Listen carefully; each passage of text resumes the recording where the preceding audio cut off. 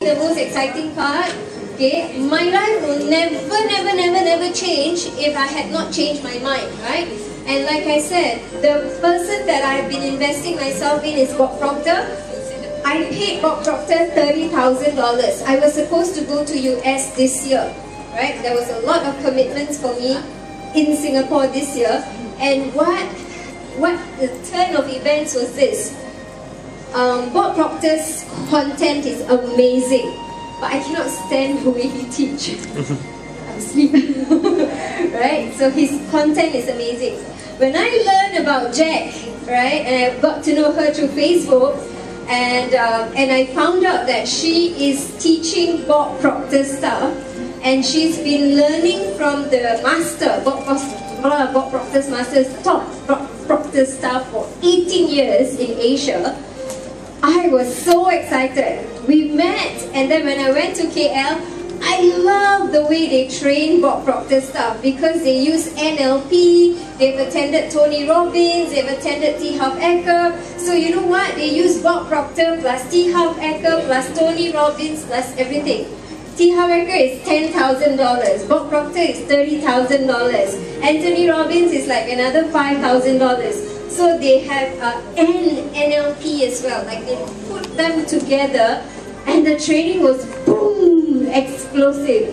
And I said, okay, they offered, said rather than you learn, why not you come and learn with us? I said okay, because I want to learn this style of training, right? And she is so amazing, her energy is just superb, and she has been training all MLM leaders, right, in Malaysia and in Philippines.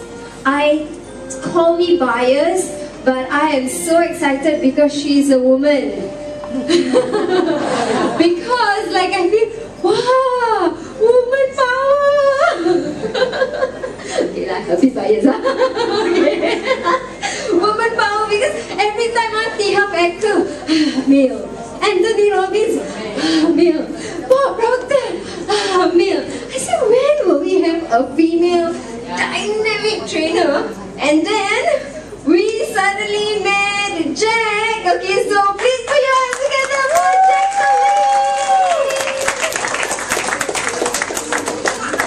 Okay, thank you, Surya. I didn't know I have such exciting credentials.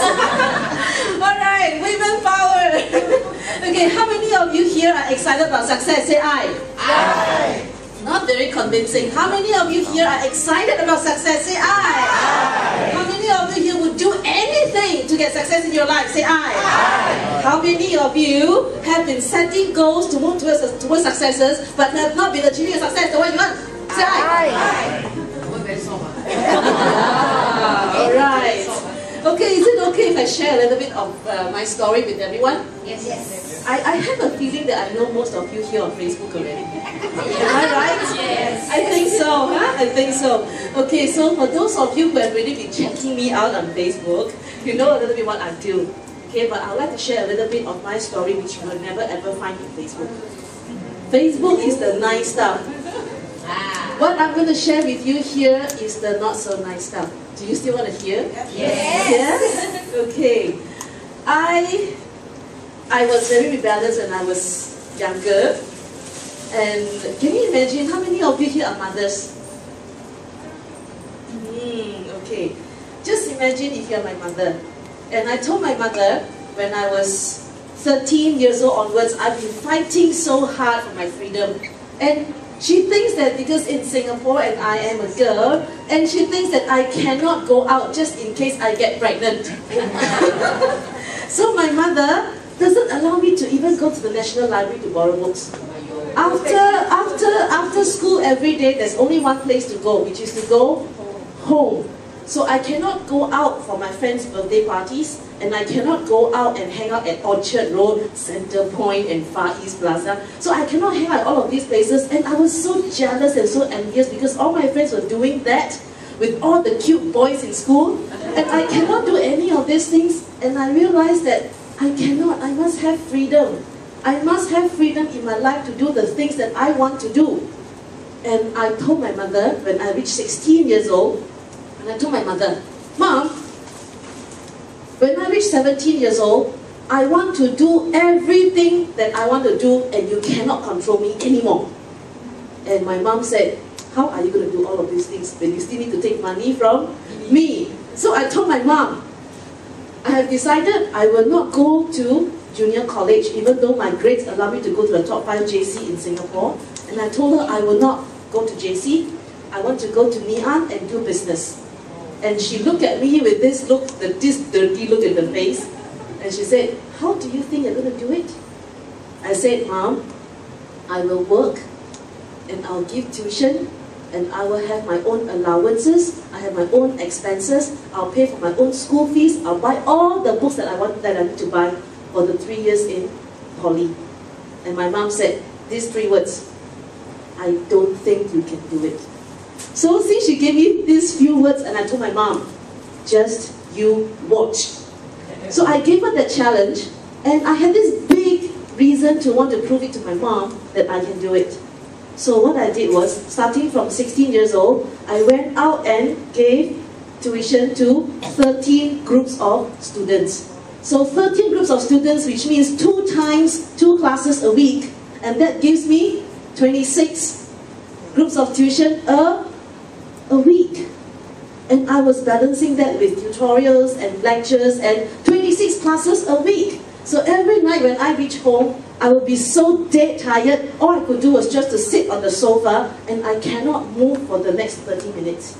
I was so dead tired. I don't even have time to do tutorials. I don't have time to do lectures. But attend lectures, I was skipping lectures, whatever that I could skip, just so that I could have enough income from my classes to pay for my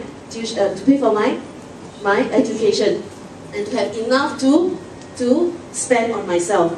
But what I did was, at the end of the 3 years, I realized what my mom put me through and what I decided to go through for myself. I was able to build my own endurance, to really want to go all the way out to achieve what I want to achieve. And on top of that, I had so much money left over that I was traveling all over Asia. Thank you, thank you.